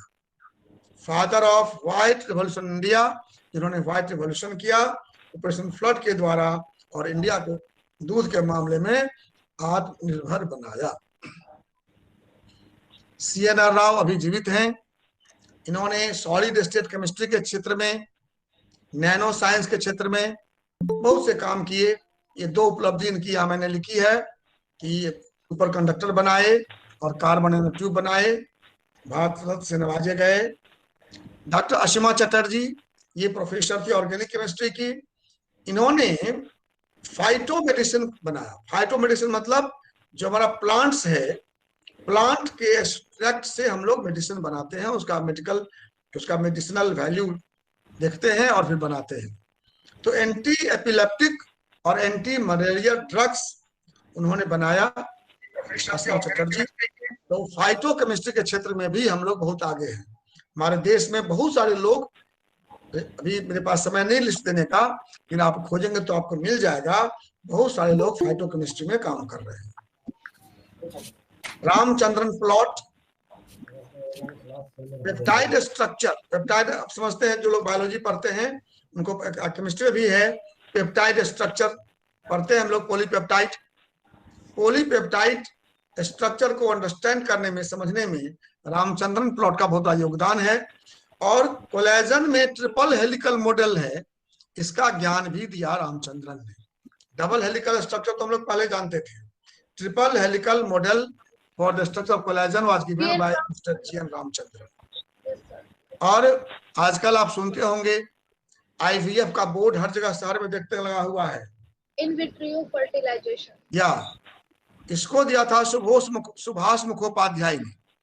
वो अब बीच में, खास बात यह है कि सुभाष मुखोपाध्याय ओल्ड बिहार के रहने वाले थे। ये अकेले बिहारी हैं जो इतना नाम कमाए, लेकिन अब वो हैं रहे नहीं। तो इन विट्रो फर्टिलाइजेशन इंडिया में पहला, दुनिया में दूसरा, ये क्रेडिट जाता है मिस्टर सुभाष मुखोपाध्याय को। Conformal gravity theory, wheeler Narlikar theory, quantum cosmology, big bang model, इस पे काम किया जयंत विष्णु नार्लिकर ने। बहुत फेमस साइंटिस्ट हैं ये भी। और स्ट्रेटोस्फेरिक एयर में जो माइक्रो ऑर्गेनिज्म था उसका कल्चर इन्होंने किया 41 केल्विन पर। इनकी खास विशेषता यह है कि बहुत सारे science fiction, novel, short story लिखते थे, पहले मराठी में, फिर उसका अंग्रेजी और हिंदी में ट्रांसलेशन होता था। तो इनका भी योगदान है एस्ट्रोफिजिक्स के दुनिया में, बहुत अच्छा एस्ट्रोफिजिसिस्ट थे। हमारे साइंस के डेवलपमेंट में महिलाएं भी पीछे नहीं है। 100 से अधिक महिलाएं हैं जिन्होंने विज्ञान में योगदान किया है। 1-2 नाम मैं यहाँ लेना चाहता हूँ। एक अन्नामणि है, जिन्होंने ओजोन, सोलर रेडिएशन और विंड एनर्जी मेजरमेंट पर बहुत सारा काम किया था। इंडियन फिजिसिस्ट और मेट्रोलॉजिस्ट कहते हैं इनको हम लोग। दूसरा नाम है राजश्री चटर्जी। इन्होंने माइक्रोवेव इंजीनियरिंग और एंटीना इंजीनियरिंग में बहुत काम किया इंडिया में। उनके भी बहुत सारे पेपर्स हैं, तो आप इनका खोजेंगे, इनका नाम गूगल पर तो आपको मिल जाएगा। ऐसे बहुत सारे हैं, मैं उनको यहाँ मेंशन नहीं कर पाता हूँ, सॉरी फॉर दैट। देखिए अभी दुनिया में 2 क्षेत्र ज्यादा इंपॉर्टेंट है, बल्कि 3 कहिए। एक है बायोटेक्नोलॉजी, दूसरा है नैनो टेक्नोलॉजी और तीसरा है इंफॉर्मेशन टेक्नोलॉजी। ये तीनों टेक्नोलॉजी अभी हमारे दुनिया को ओवरलैप किए हुआ है। समझिए जो भी डेवलपमेंट हो रहा है ये ऐसी 3 से हो रहा है। यस सर, तो वैक्सीनेशन भी बायोटेक्नोलॉजी के हेल्प से ही बनाया गया है। जी बिल्कुल बिल्कुल। तो बायोटेक्नोलॉजी के क्षेत्र में हम कहाँ हैं वो देखिए, आपको लिस्ट यहाँ दिख रहा है, सब तो नहीं पढ़ेंगे। फिर से एक बार बोलिए तो। बायोटेक्नोलॉजी, नैनो टेक्नोलॉजी और इंफॉर्मेशन टेक्नोलॉजी, ये 3 टेक्नोलॉजी हैं जिन्होंने हमारे इस मॉडर्न लाइफ को इन्फ्लुएंस किया है। ये जो इंडिया भी वैक्सीन मैन्युफैक्चरिंग हब बन गया, उसमें ही साइंस का योगदान है। Rota virus, malaria vaccine, dengue vaccine और अभी जो बना कोविड वैक्सीन, ये सब हमारे इसी तरह के इंस्टीट्यूट में बना है। स्टेम सेल रिसर्च में, हर्बल ड्रग्स बनाने में, और आजकल जो हम लोग आत्मनिर्भर भारत की बात करते हैं, एग्रीकल्चर में जो मैंने कहा स्वामीनाथन ने किया था, वह भी बायोटेक्नोलॉजी ही था। आजकल नए नए वैरायटी के राइस बन रहे हैं, व्हीट बन रहे हैं, ये सब काम बायोटेक्नोलॉजी रिसर्च के द्वारा हुआ है। उसका लिस्ट आपको मिल जाएगा। और अभी सबसे अधिक चर्चा हो रही है स्वच्छ भारत की। स्वच्छ भारत को स्वच्छ बनाने में भी बायोटेक्नोलॉजी इंस्टीट्यूट्स का बहुत बड़ा योगदान है। क्लीन एनर्जी कैसे बनेंगे, एग्रीकल्चरल वेस्ट को कैसे हम यूज करेंगे, सैनिटाइजेशन कैसे करेंगे, रिवर का या ड्रेनेज का हम कैसे उपयोग करेंगे, उसको साफ कैसे करेंगे, ये सारा काम बायोटेक्नोलॉजी इंस्टीट्यूट में हो रहा है। कुछ लिस्ट हम दिए हैं, बाकी आप खोज लेंगे। ये मेजर इंस्टीट्यूट हैं इंडिया में। ये लिस्ट की आपको जरूरत नहीं है, सिर्फ आप उसे देख लीजिए। ऊपर वाले जितने हैं वो सब सरकारी हैं, जो नीचे 3 है वो प्राइवेट है। और यही इंस्टीट्यूट सब अभी काम कर रहा है हमारे भारत को आगे बढ़ाने में, in the field of biotechnology, nano technology. ये बहुत रिसेंट साइंस है अभी दुनिया में, लेकिन अगर हम भारत की बात करें तो भारतीय लोगों को नैनो का ज्ञान पहले से था। अभी मैंने नाम लिया टीपू सुल्तान का। कहते हैं टीपू सुल्तान का तलवार ऐसा था जो जिससे बाल भी कट जाता था और उस तलवार को कोई तोड़ नहीं पाता था। तो ये माना जाता है आजकल उसमें नैनो कार्बन था। ये कुतुब मीनार जो हमारा है कितने साल पुराना है, उस पर जंग नहीं लगा उस लोहे पर, वहां भी हम लोग मानते हैं डेवलप मतलब नहीं किए हैं, प्रमाण नहीं मिला है, लेकिन गेस करते हैं कि उसमें भी नैनो कार्बन दिया हुआ है। तो नैनो के क्षेत्र में भी भारत सबसे आगे तो नहीं है, लेकिन बहुत पीछे नहीं है। नैनो मिशन के द्वारा भारत काफी रिसर्च हो रहे हैं। कार्बन नैनो ट्यूब बन गए हैं, नैनो सेंसर्स बन गए हैं, टाइफाइड डिटेक्शन किट बन गया है, ऐसा पेस मेकर बन गया हार्ट के लिए। अभी जो पेस मेकर है उसमें बैटरी देना पड़ता है, नैनो से ऐसा बना है पेस मेकर जिसमें बैटरी देना पड़ेगा, ब्लड के फ्लो से। इसमें प्रोफेसर के सूद और शंकर घोष ने योगदान। Improve drug delivery system. अभी जो हम लोग दवा खाते हैं ना, उसमें क्या है कि दवा हम खाते हैं, हमारे पेट में घुलते हुए जाता है और फिर जहां हमारा जख्म होता है वहां। अब ऐसा हम नैनो सिस्टम बनाए हैं जो जहां पर जख्म रहेगा दवा वहीं जाएगी। इससे दवा का जैसे जहां जरूरत 2 ग्राम की है तो डॉक्टर 5 ग्राम लिखता है, तो उस दवा का डोज घट जाएगा और दवा से जो साइड इफेक्ट होता है वो भी कम हो जाएगा। ऐसा ड्रग डिलीवरी सिस्टम हम भारत में डेवलप कर लिए हैं। बहुत से माइसल्स हमने बना लिए हैं, बहुत सारे जेल हमने बना लिए हैं, और कार्बन नैनो ट्यूब तो है ही। तो नैनो के क्षेत्र में भी भारत में बहुत सा काम हो रहा है। ये सारे इंस्टीट्यूट हैं इंपॉर्टेंट, इसमें और भी हैं, इंपॉर्टेंट लिस्ट हमने बनाया है। ये इंडिया में देखिए डायग्राम कहाँ कहाँ पर नैनो के इंपॉर्टेंट रिसर्च इंस्टीट्यूट हैं। इसके अलावा कुछ और भी बने हैं, लेकिन ये इंपॉर्टेंट इंस्टीट्यूट है जहां पर नैनो में काफी काम हो रहा है और हम कोशिश कर रहे हैं दुनिया के साथ कदम ताल करते हुए नैनो साइंस क्षेत्र में भी आगे बढ़े। आईटी हमको अलग से पढ़ना है कल, इसलिए आईटी की चर्चा मैं नहीं करूंगा आज। सुपर कंडक्टर नाम सुने होंगे आप लोग। सेमी कंडक्टर हुआ जिससे डिवाइस बनता है, इलेक्ट्रॉनिक डिवाइस। सुपर कंडक्टर हुआ जिसमें रेसिस्टेंस नहीं होता है, जो 100% बिजली को अपने से पास होता है। इसको डिस्कवर किया कैमरलिन ओन्स ने। ये भारत की इसका नहीं है, लेकिन एक इंपॉर्टेंट बात है, आपको जानना चाहिए। Superconductor was discovered by Kamerlingh Onnes. और लेकिन हमारे भारत में भी सुपर कंडक्टर पर काम हो रहा है। सुपर कंडक्टिंग जनरेटर इंडिया में बन चुका है, सुपर कंडक्टर सेपरेटर बन चुका है, बहुत सारे जगहों पर रिसर्च हो रहा है। वैसे अभी कुछ धीमा, स्पीड इसका कम है कि नॉर्मल टेम्परेचर पर सुपर कंडक्टर बनने में कठिनाई हो रही है, इसलिए इस रिसर्च में बहुत ज्यादा दुनिया में भी काम नहीं हो रहा है। लेजर का नाम सुने होंगे। लेजर में मुझे लगता है कि यहाँ भी एप्लीकेशन की बात होगी कि आपको पूछ सकता है कि what is full form of laser.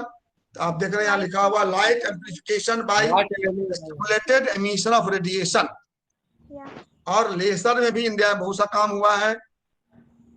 India में बार्क में बने हैं और सेंटर फॉर एडवांस टेक्नोलॉजी हमारे भारत में है, जिसने कॉपर वेपर लेजर बनाया है, कार्बन डाइऑक्साइड लेजर बनाया डॉक्टर CKN पटेल ने। और भी लेजर के क्षेत्र में बहुत से काम हो रहे हैं। तो मैंने पहले ही कहा कि मैं सिर्फ आपको दिखाता हूं क्षेत्र सब, जिसके बारे में डिटेल आप जब चाहेंगे तो आप पढ़ते रहें। ये कुछ एब्रिविएशन मैंने जानबूझ कर दिया है। ये सब इंस्टीट्यूट हैं जहां पर हमारे भारत में साइंटिफिक रिसर्च हो रहे हैं। आई होप कि ऑब्जेक्टिव में इसका फुल फॉर्म आपसे पूछा जा सकता है। तो मैंने सभी 10 इंस्टीट्यूट का यहाँ पर आपको लिख दिया है full form. CSIR council of scientific and industrial research, DAE department of atomic energy, DBT department of biotechnology, department of space DOS, DRDO defence research and development organisation, DST department of science technology, ICAR Indian council of agriculture research, ICMR आजकल बहुत चर्चा होती है news में इसका, जब corona के बारे में चर्चा करते हैं तो Indian council of medical research, और MEOS ministry of earth science MES, और BRNS board of research in nuclear science. ये न्यूक्लियर साइंस में रिसर्च के लिए फंड देती है मेनली। ये सब संस्थाएं हैं। तो इस संस्था से बहुत जरूरत नहीं है आपको।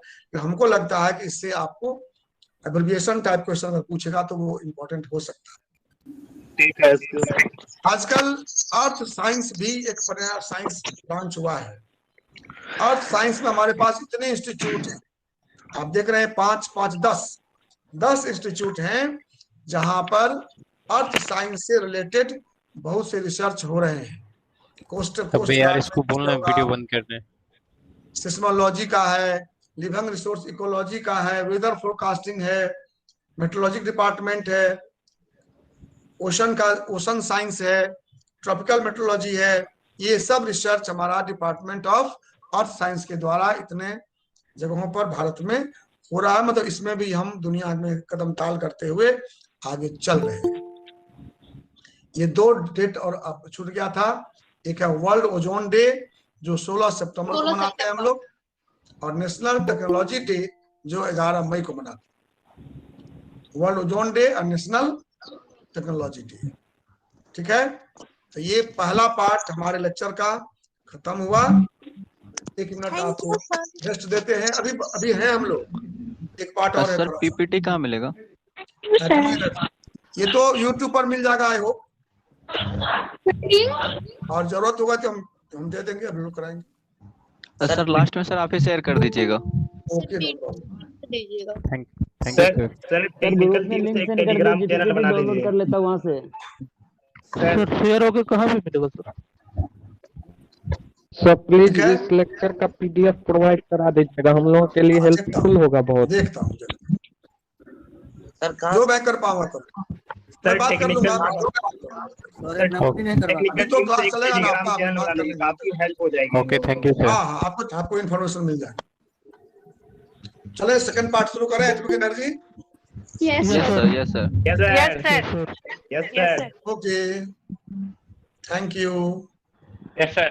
Thank you, sir. ये जो पिछला क्लास अभी हुआ उसमें सिर्फ मैंने कहा ना कि मैं आपको एक आइडिया दिया कि हम कहाँ कहाँ साइंस के बारे में जान सकते हैं, किस किस क्षेत्र में रिसर्च हो रहा है, काम है, ये देखना है। डिटेल अगर आप चाहेंगे तो मैं हर टॉपिक पर एक वीडियो बना सकता हूँ, बन सकता है आपके ज्ञान के लिए। तो थोड़ा सा आप लोग अभी पहले खोजिए।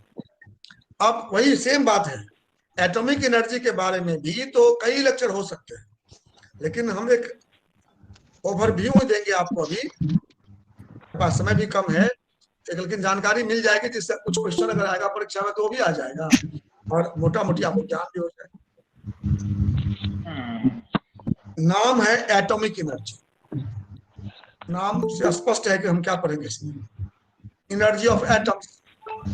Yes. एटम के पास जो एनर्जी है, एटम के पास एनर्जी कहाँ है, ये आपको दिख रहा होगा बोर्ड पर। ये ऐसा ही मॉडल होता है एटम का जो नील्स बोर ने दिया है अभी। बीच में न्यूक्लियस है जहाँ प्रोटॉन्स और न्यूट्रॉन्स रहते हैं। हेलो नहीं सर, दिख रहा है सर। सर जो केमिस्ट्री की क्लास है ना, वो सेकंड वाला वीडियो है, उस पे क्लिक करके दिखता है वहाँ पे। दिखाई नहीं देती है सर स्क्रीन पे। Yes, sir. एक दूसरा ऑप्शन भी है, एक दूसरा ऑप्शन भी है, वहाँ जाके क्लिक करने पे सारा कुछ दिखेगा। पीपीटी जितना भी होगा ना बन रहा होगा। नहीं सर, एवरीथिंग ओके है सर, आप पढ़ाएं। सही है सर। तो ये एटम का मॉडल है जो नील्स बोर ने दिया, लिखा हुआ है उसको ऊपर में जाके दिखाई नहीं दे रही है सर। जिसके बीच में है ये न्यूक्लियस, इग्नोर ऑल प्रोटॉन्स और न्यूट्रॉन्स रहते हैं, और ये जो दिख रहा है इलिप्टिकल ऑर्बिट जिसमें इलेक्ट्रॉन रिवॉल्व करता है। आप लोग चुप हो जाइए, नहीं दिख रहा है। ये ऑर्बिट में इलेक्ट्रॉन रिवॉल्व करता है। तो इसका दो कंपोनेंट हुआ, एक न्यूक्लियस और एक इलेक्ट्रॉन। न्यूक्लियस के पास में दो तरह का एनर्जी है, न्यूक्लियर बाइंडिंग एनर्जी जो सारे न्यूक्लियॉन्स को, प्रोटॉन्स और न्यूट्रॉन्स को बांधे रखता है, और दूसरा स्पिन एनर्जी। वो जो न्यूक्लियॉन है प्रोटॉन न्यूट्रॉन, वो अपने एक्सिस पर स्पिन करते रहते हैं, इस कारण उसके पास एनर्जी होती है। इलेक्ट्रॉन के पास भी दो एनर्जी है, एक तो इलेक्ट्रॉन का अपना पोटेंशियल एनर्जी है जिस कारण से वहां है, काइनेटिक एनर्जी है, और स्पिन एनर्जी। ठीक है, जब हम एटॉमिक एनर्जी की बात करते हैं तो वास्तव में हम न्यूक्लियर एनर्जी की ही बात करते हैं। जिस एटॉमिक एनर्जी का यूज हम लोग कर रहे हैं वो एक्चुअली एटॉमिक एनर्जी नहीं है। कहते हैं एटॉमिक पावर प्लांट, लेकिन वास्तव में वो है न्यूक्लियर पावर।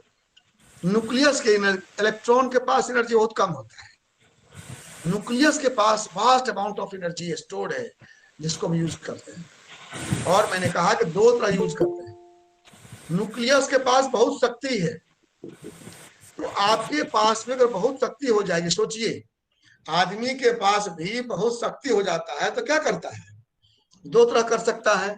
अगर शक्ति मिल गया उसका दुरुपयोग करिए, लोगों को परेशान करिए, या अगर आप अच्छे आदमी हैं तो अपने शक्ति से लोगों का भला करिए। यस सर, बिल्कुल। ऐसे ही न्यूक्लियस भी करता है।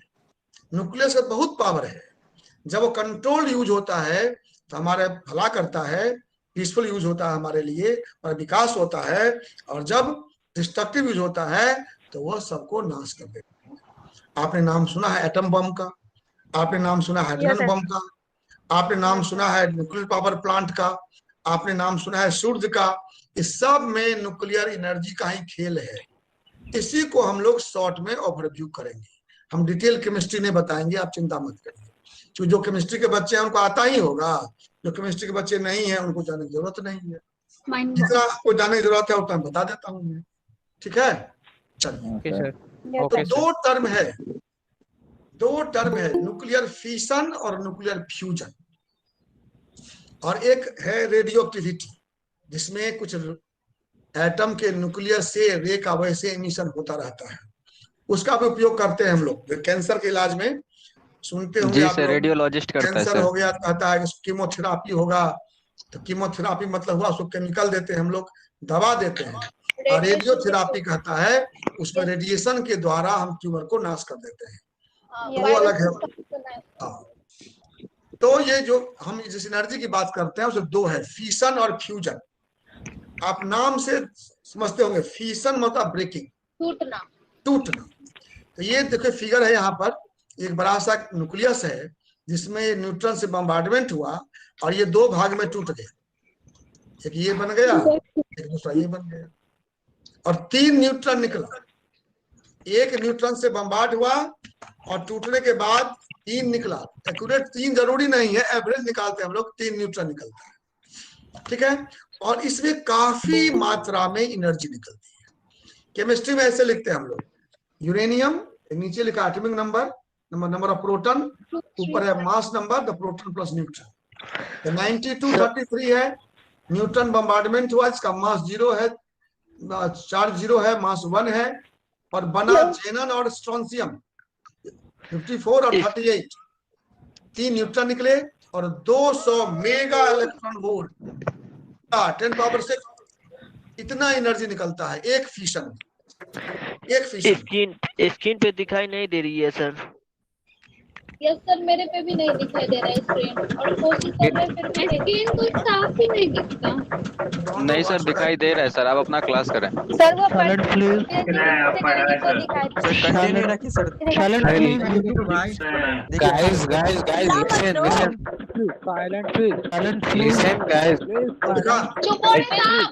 दिख रहा है, प्लीज प्लीज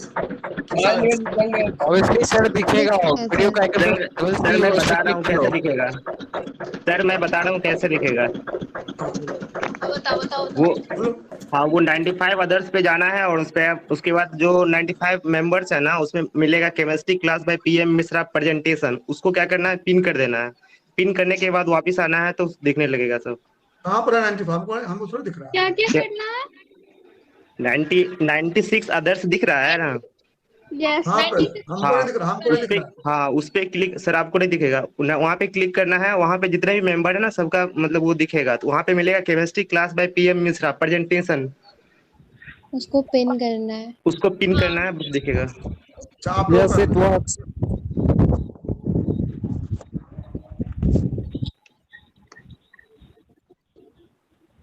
हो गया?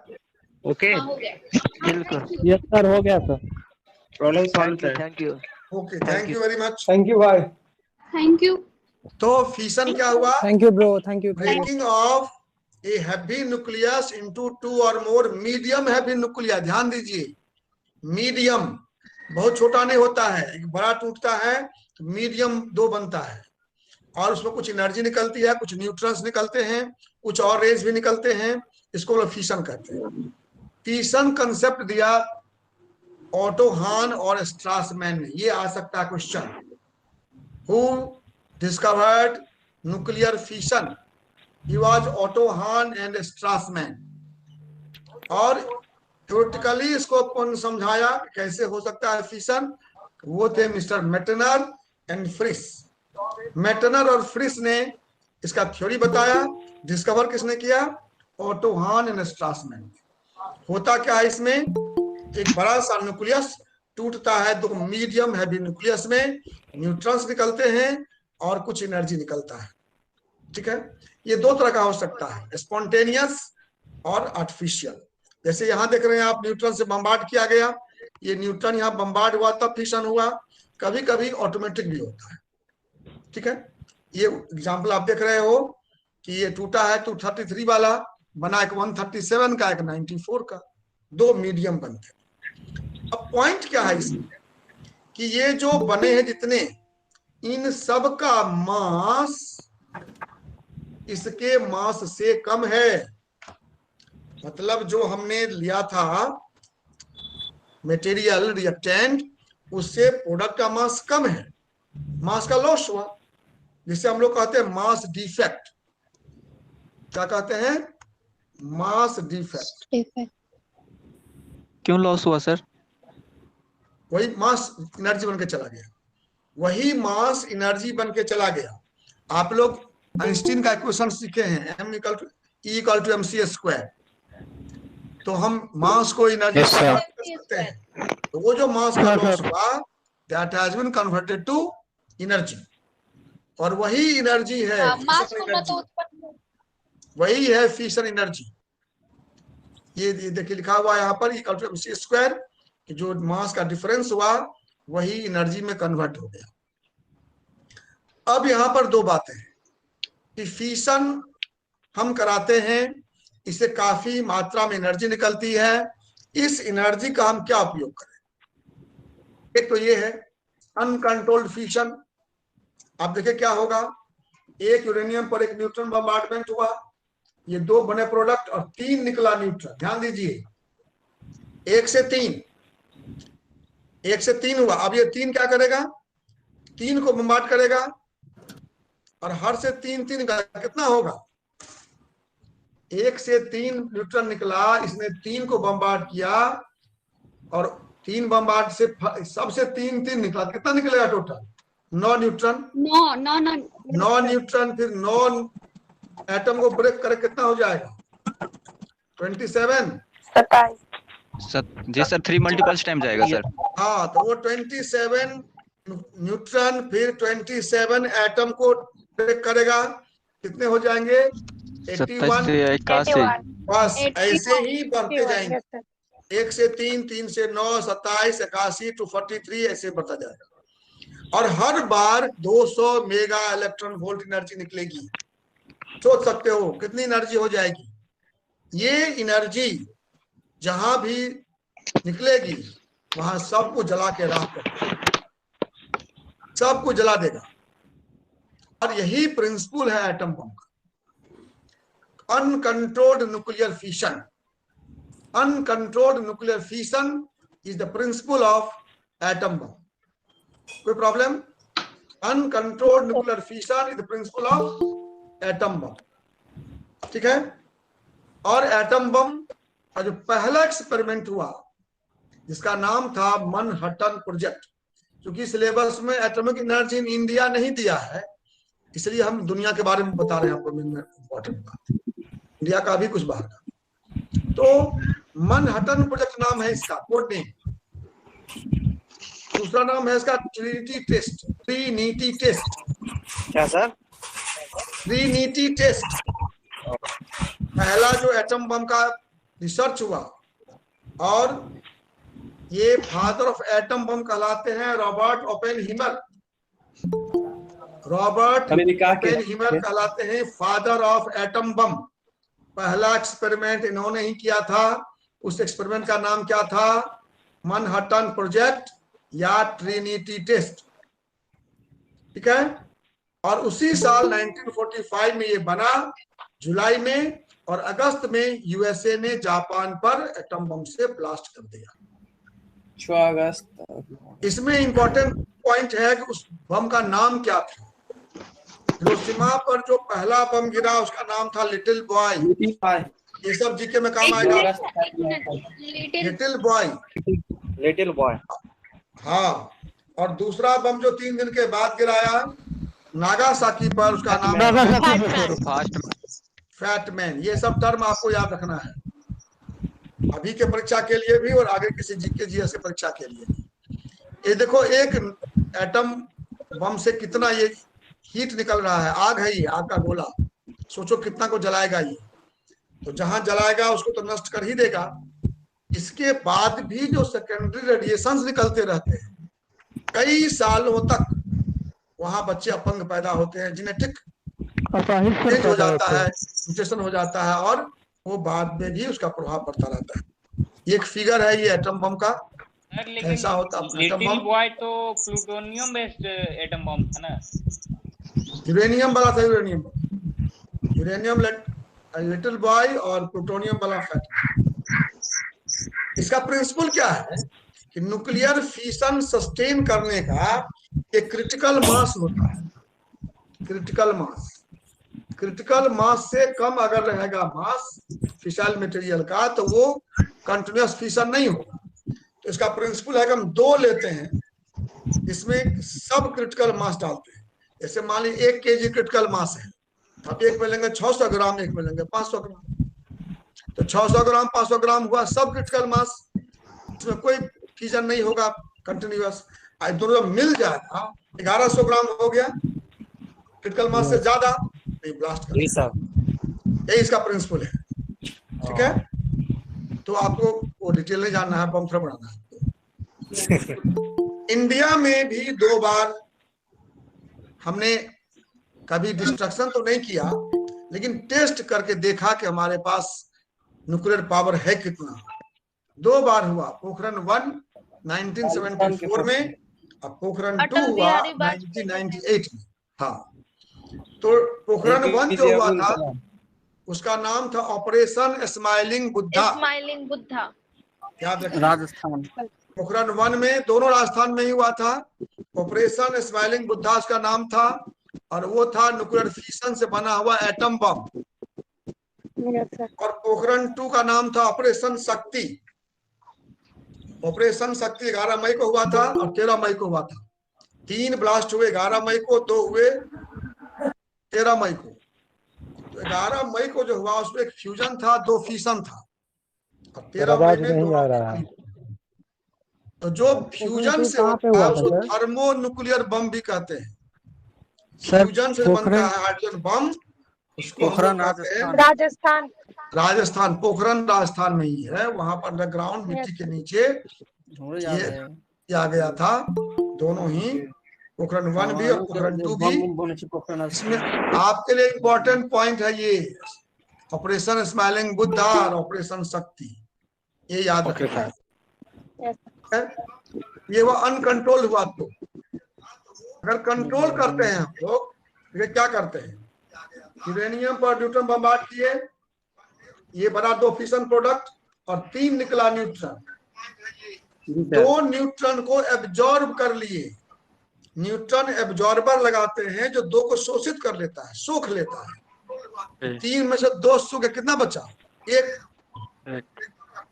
से एक ही बम्बार्ड होगा, फिर 3 निकलेगा, 2 एब्जॉर्ब हो जाएगा, एक ही निकलेगा, मतलब कंट्रोल्ड फिशन होगा।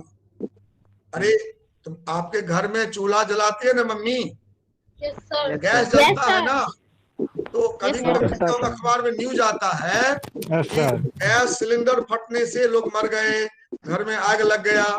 उसी गैस सिलेंडर से आप घर में रोज खाना बनता है।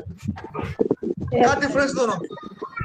जब अनकंट्रोल्ड आग हो जाता है, सिलेंडर में ही आग लग जाती है, तो डिस्ट्रक्शन होता है। और जब कंट्रोल करके नॉब खोल के जलाती है आपकी मम्मी, खाना बनाती है। बस यही बात यहाँ भी है। मिशन अनकंट्रोल्ड हो गया तो एटम बम बन गया, डिवास्टेशन हो गया, नाश हो गया। कंट्रोल्ड होता है तो धीरे धीरे एनर्जी निकलती है ना।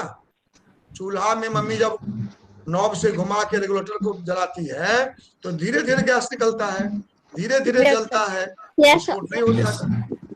तो कंट्रोल फिशन से धीरे धीरे एनर्जी निकलती है। एक बार बहुत एनर्जी नहीं निकलती है तो उसी एनर्जी को हम टरबाइन चला लेते हैं एनर्जी से और बिजली बना लेते हैं। तो जो एटॉमिक पावर प्लांट कहते हैं आप, या न्यूक्लियर पावर प्लांट कहते हैं, वो है कंट्रोल्ड फिशन। याद रखिए, एटॉमिक पावर प्लांट में क्या होता है, कंट्रोल्ड फिशन। ये एक मॉडल है पावर प्लांट का, जिसमें कंट्रोल फिशन के द्वारा हम लोग बिजली बनाते हैं, शांतिपूर्ण उपयोग करते हैं, पीसफुल उपयोग करते हैं, डेवलपमेंट के लिए काम करते हैं। और कभी कभी चूल्हा में भी आग लग जाता है ना, ऐसे यहाँ भी होता है। चेरनोबिल एक्सीडेंट का नाम सुने होंगे आप लोग। जी सर। कभी कभी ऐसा होता है कि कंट्रोल अगर हो गया तो ये पावर प्लांट ब्रस्ट कर जाता है और वही बम का रूप ले लेता है। अपना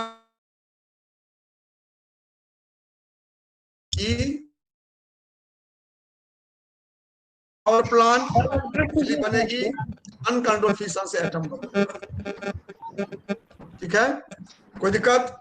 यस सर।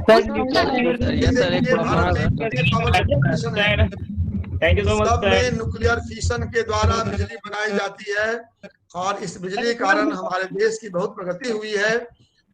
तो आप देख सकते हैं कि न्यूक्लियर एनर्जी हमारे देश के लिए, पूरे दुनिया के लिए, दुनिया में और भी ज्यादा है। डेवलप्ड कंट्री में बहुत सारे पावर प्लांट बने हुए हैं जहाँ से बिजली मिलती है उनको, और हमारे यहाँ बिजली मिल रही काफी। यूट्यूब पे जाके देख लो। एनर्जी का उपयोग है पीसफुल पर्पस के लिए भी और डिस्ट्रक्शन के लिए। Sir hello sir. हाँ बोलिए। एक बात पूछना था सर। हेलो, एक बात सर पूछना था। हाँ बोलिए। पूछिए तो सही, पूछिए तो सही। बोलिए, काम कैसे करता है आवाज नहीं आ रही है। सर? एटॉमिक काम कैसे करता है? I am not getting your voice. Sir nuclear fusion human body genetics पे अफेक्ट कैसे करता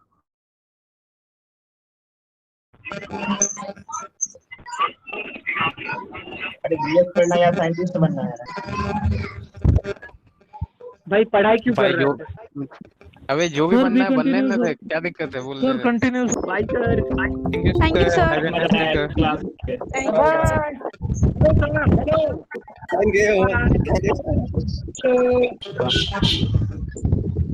सर कल आप ही का क्लास? कल हम लोग स्पेस रिसर्च और बात करेंगे। कल कुछ क्वेश्चन पूछ सकते हैं आप लोग। क्योंकि कर रहा है, इसलिए हमेशा माइक को ऑफ कर दी, तो ज्यादा आप प्लेजर ले सकते हैं क्लास का, और क्लास का प्लेजर होने पर ही हम लोगों की सफलता पूरी होगी। हम लोग आप ही के लिए एफर्ट कर रहे हैं ताकि इस कोरोना काल में भी घर में भी आप रचनात्मक बने रहें। ठीक है, कल सर का फिर क्लास होगा, कल फिर सर का क्लास होगा। आप पूरी एनर्जी के साथ कल अपने टाइम पर आए। और सर आपको बहुत बहुत धन्यवाद, आपके अच्छे जो क्लास होगा उसका पीडीएफ मिलेगा सर क्या? आपके लिए बड़ी बड़ी बातों को सरल रूप में रखा, जो मुझे भी काफी आनंद आया, इसके लिए विशेष थैंक यू सर। हम लोग का पीडीएफ वाला problem sir solve thank you हो सर। पाया। Thank you. It would be more helpful if you provide PDF of this lecture.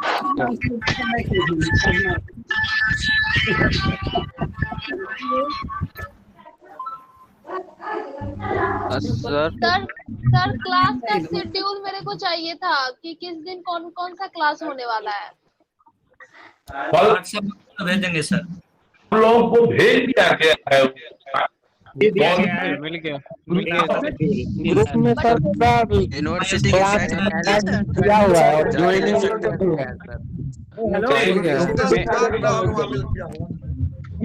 Class schedule तो मिल गया, लेकिन वो क्या होता है कि पीडीएफ नहीं मिल पाता है क्लास के बाद। यूनिवर्सिटी के साइट पे जाके डाउनलोड कर ले। यूनिवर्सिटी के यूट्यूब से मिल जाएगा और यूट्यूब के लिंक में जाके चेकआउट कर लो, मिल जाएगा। LNU.ac.in पे जाके वहां से शेड्यूल प्राप्त करते हैं। Okay, thank you. यूनिवर्सिटी का साइड